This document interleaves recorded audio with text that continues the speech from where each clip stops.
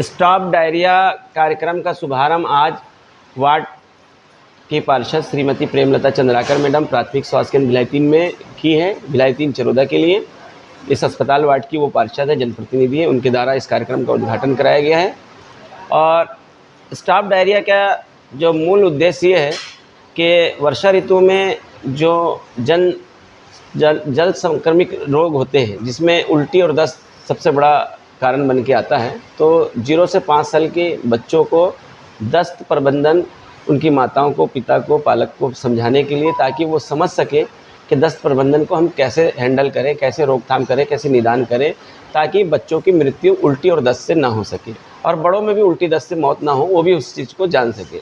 उल्टी और दस्त से शरीर से निर्जलीकरण हो जाता है। बार बार दस्त होना और बार बार उल्टी होने से शरीर से पानी की कमी हो जाती है, पोषक तत्वों की कमी हो जाती है, जिससे निर्जलीकरण हो जाता है और अंततः अगर उस पर ध्यान ना दिया जाए तो मृत्यु हो जाती है। उसको बचाने के लिए आज हमने एक कार्यशाला का आयोजन किया उद्घाटन के माध्यम से। मितानिन और हमारी ग्रामीण स्वास्थ्य संयोजक संयोजिका MPW ये प्रत्येक घरों में अब जाएंगे और ORS के पैकेट को देंगे, ORS के महत्व को बताएंगे। उल्टी और दस्त में ORS एक महत्वपूर्ण कारक है जो शरीर के निर्जलीकरण को दूर करता है। साथ में जिंक की टेबलेट है। अगर किसी को उल्टी और दस्त होता है तो 14 दिन तक के जिंक की टेबलेट खानी पड़ती है, ताकि उसके शरीर की कमजोरी दूर हो सके, जो उल्टी और दस्त के कारण शरीर में कमजोरी आई थी। तो जिंक की टेबलेट 20 मिलीग्राम की होती है। 2 माह से 6 माह के बच्चे को आधी गोली देनी पड़ती है, पीस के देनी पड़ती है। और दूसरी तरीके से 6 माह के बाद ऊपर जितने वायु के लोग हैं उनको एक गोली रोज़ाना 14 दिन तक खाना पड़ता है, वो 20 मिलीग्राम की होती है।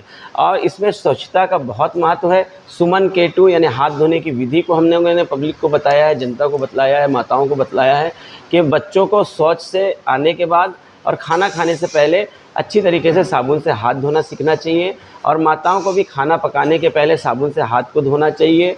और बच्चों को दस्त अगर माताएं धुलाती है तो उसके बाद माताओं को भी साबुन से हाथ धोना चाहिए। ये परजीवी जो होते हैं वो हाथों में चिपक जाते हैं और भोजन के माध्यम से जब हम करते हैं, कोई भी चीज़ को पकड़ के खाते हैं, तो वो भोजन के माध्यम से हमारे पेटों में पहुंच जाते हैं, जिससे दस्त। इस मौसम में भाजी और दूसरी चीज़ों को भी देख के खाना चाहिए। नहीं खाना चाहिए भाजी, बल्कि पानी को उबाल के ठंडा करके पीना चाहिए। दस्त होता है तो ORT सेंटर बनते हैं जिला अस्पतालों में, सामुदायिक स्वास्थ्य केंद्रों में, प्राथमिक स्वास्थ्य केंद्रों में, उप स्वास्थ्य केंद्रों में, जहाँ पे ORS घोल घुला हुआ होता है और उसमें जिसको भी उल्टी और दस्त होता है वो पानी पिलाया जाए। घर में भी हम ORS को बना सकते हैं, इसलिए घर घर अभी ORS बटेगा।